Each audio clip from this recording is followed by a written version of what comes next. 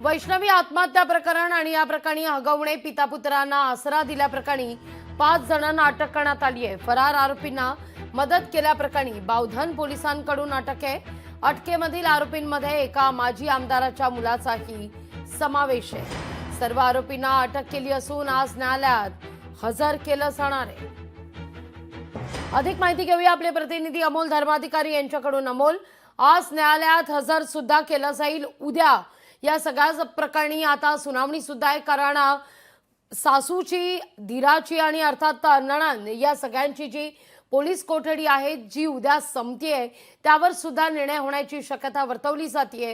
या सगळ्या घडामोडी एकीकडे घडत असताना निलेश चव्हाण काही अद्यापही सापडत नाहीये। अमोल, नक्कीच निलेश चव्हाण हा नेमका कुठं गेलेला आहे हा प्रश्न आहे। कारण की कसपटे कुटुंब ज्यावेळेस त्यांचा नातू बाळाला गेला निलेश चव्हाण याच्या घरी गेलो होतं त्यावेळेस त्यांनी त्यांच्या दिशेने बंदूक रोखली होती आणि धमकावलं होतं। या प्रकरणी त्याचा गुन्हा दाखल आहे, पण अजूनही तो पोलिसांच्या ताब्यात आलेला नाहीये। पोलिसांची काही पथकं आहेत ती त्याच्या शोधासाठी आहेत, पण दुसरीकडे या संपूर्ण हगवणे कुटुंबाला आता अटक झालेली आहे। 5 जण यामध्ये अटकेत आहेत आणि उद्यापर्यंत त्यांची पोलीस कोठडी आहे। आज या 5ही जणांची एकत्रित चौकशी आहे ती बावधन पोलिसांकडून केली जाणार आहे।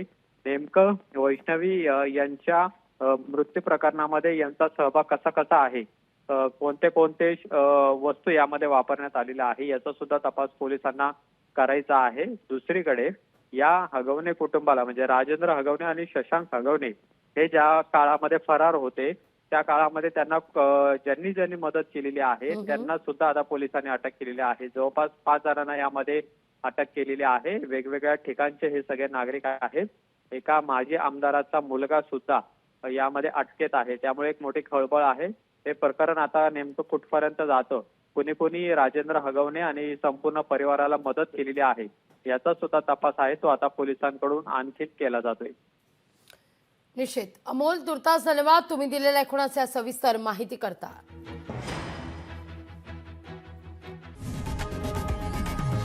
लोकशाही मराठी ऐका, पहा, जागरूक रहा।